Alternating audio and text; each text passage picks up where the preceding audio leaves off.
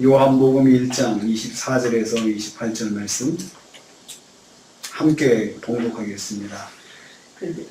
그들은 바리새인들이 보낸 자라. 또 물어 이르되 내가 만일 그리스도도 아니요 엘리야도 아니요 그 선지자도 아닐지인데 어찌하여 세례를 베푸느냐.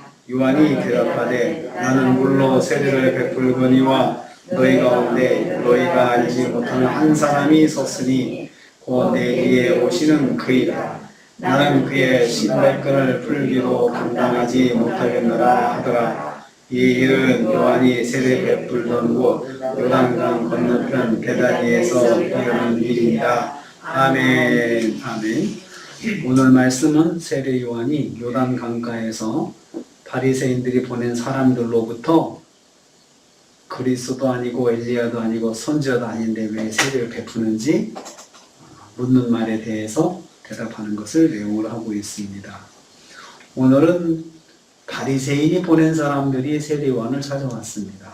세례 요한이 세례를 베푸는 요단 강가로 바리새인이 보낸 사람들이 이제 와서 따지고 있습니다.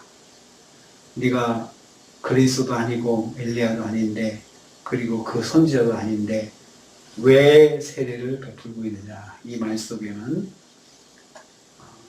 세례 요한에게 따지는 그런 뉘앙스가 담겨 있습니다. 세례는 모든 죄인을 정결케 하는 의식입니다. 당시 유대인들은 이방인들 개종자에게만 세례를 베풀었습니다. 자기들은 세례를 받지 않았습니다.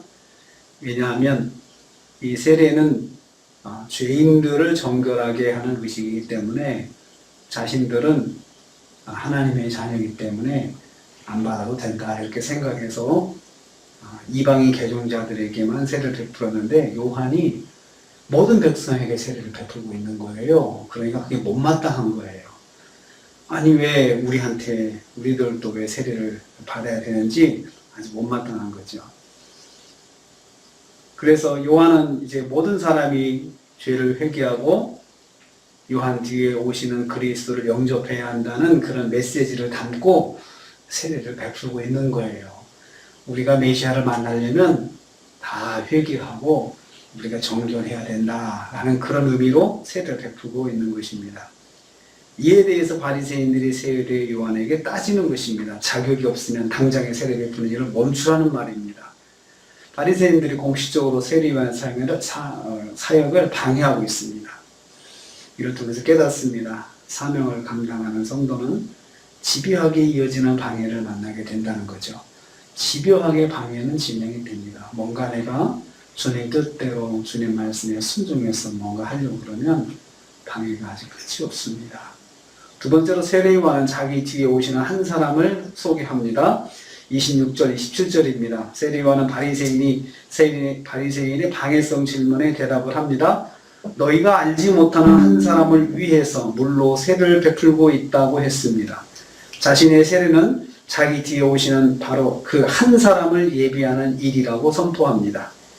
요한의 세례가 자신의 뜻이 아니고 철저하게 하나님의 뜻에 의한 것임을 말씀하고 있습니다.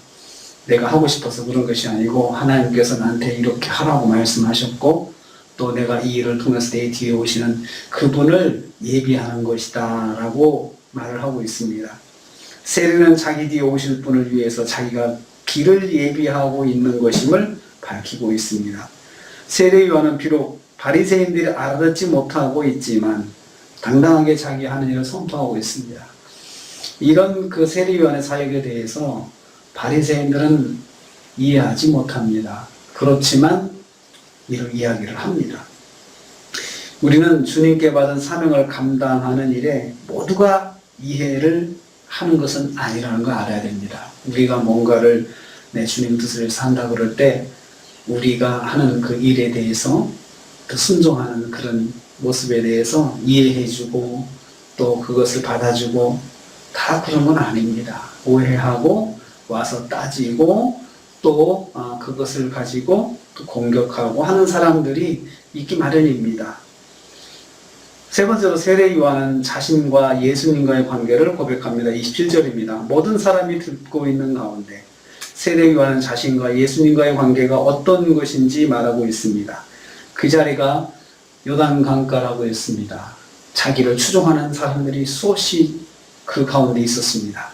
그들이 다 듣도록 말을 하고 있는 것입니다. 나는 그의 신발끈을 풀기도 감당하지 못하겠노라, 이렇게 말했습니다. 세례 요한은 자신은 예수님의 신발끈도 만지지 못할 만큼 하찮은 존재라고 말을 하고 있습니다. 예수님을 최고로 높이고 자신은 한없이 낮추는 고백입니다. 세례 요한이 아무리 사람들로부터 존경을 받아도 선지하신 하나님과 어찌 비교될 수 있겠습니까? 세례 요한은 자신이 아무리 사회적으로 존중을 받아도 하나님 앞에 자기는 아무것도 아닌 것을 거기서 고백하고 있습니다. 모든 사람이 듣는 가운데, 그를 추종하는 사람들이 듣는 가운데 자기가 아무것도 아니다, 예수님에 비하면 아무것도 아니다라고 고백하고 있는 것입니다.